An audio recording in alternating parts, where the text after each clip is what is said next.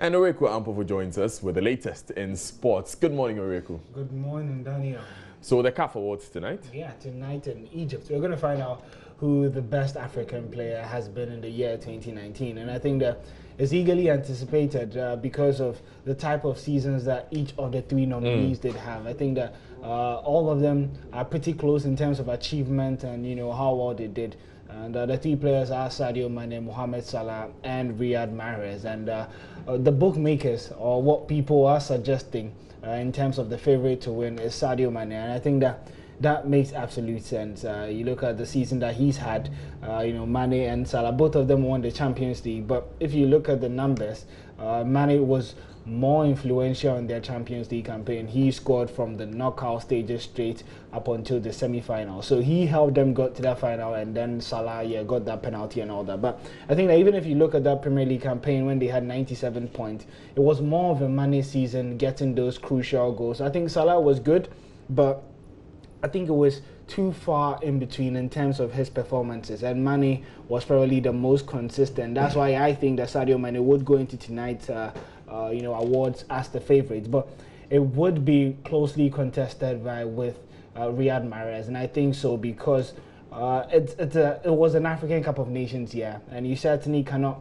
ignore the relevance that it holds in terms of determining who should be the king of African football. And Mahrez technically lifted that African Cup of Nations trophy in Egypt when he won with Algeria in that final against Sadio Mane's Senegal. Yeah. So certainly that gives him some bit of upper hand. But you get that feeling that Mahrez, his club form cannot really complement, the success that he had at the continental showpiece that happened in Egypt. And he's not really been a key figure in Man City's success, despite winning 5 trophies with them last season. So it makes it pretty tight, but I think that as things do stand, Sadio Mane clearly would be favourite. Well, he did make it to the African Cup of Nations final. Yeah, that's what makes it. That's what makes it good. And of the three players, the most influential when it comes to club form has been Mane. I mean, especially if you're going to look at the 2019-2020 Premier League season, Mohamed Salah has not been the Salah of the 2018-2019 season.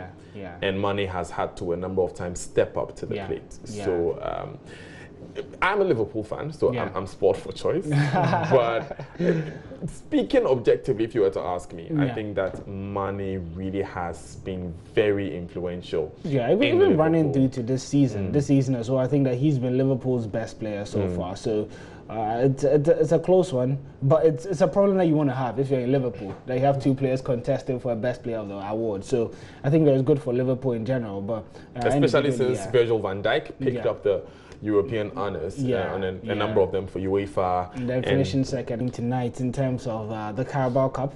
That's in the semi-final, and we're going to have yet another Manchester derby. This time it'll be at Old Trafford. Remember that the Carabao Cup semi-finals is 2 legs, unlike the previous rounds where it's just 1 round kick out. You go to penalty shootout if it goes past 90 minutes. This time it's going to be a first leg tonight, and then the second leg would be in about 21 days' time. So Pep Guardiola would be going into this match with revenge written all over his face. Remember that it was Man United that literally dumped Man City out of the title race, when they travelled away to the Etihad to win there by 2 goals to 0. Brilliant, 2 goals to 1, sorry. Brilliant counter-attacking, masterpiece by Ole Gunnar Solskjaer. So Pep Guardiola heading into this game is going to be thinking, I need to find a way to, stop these type of counter-attacks. And that's the challenge. He loves challenges such as this. So I think that it sets us up for a brilliant, game tonight. It's going to be eagerly contested. For Manchester United, they are having a few injury problems. Paul Pogba is still not back, and Ole Gunnar Solskjaer is saying that he might need surgery. And also Maguire, he did pick a slight knock in the FA Cup tie, 3rd round tie against Wolverhampton Wanderers on Saturday. So they're a bit thin in terms of squad, but I think that both teams would come up with their best foot forward, because this is a good chance. Arsenal, with that win against Arsenal, Man United does have some confidence coming into this game, don't they? I think so. And certainly they've I think that they've been good this season, and it would provide a good fundamental, basis for them to build on their season. A trophy is a trophy, and it's been a while that Manchester United fans have got a chance to celebrate a trophy. So I think there's a good chance to bring back that winning way and that winning mentality. So both teams would be certainly going for it tonight. Ori Kwampofu, thank you very much for Daniel. joining us. He brought us the latest in sports. And this has been News Desk. I am Daniel Daze. Up next is Joy News Interactive. For more news, log on to myjoyonline.com. Have a great holiday.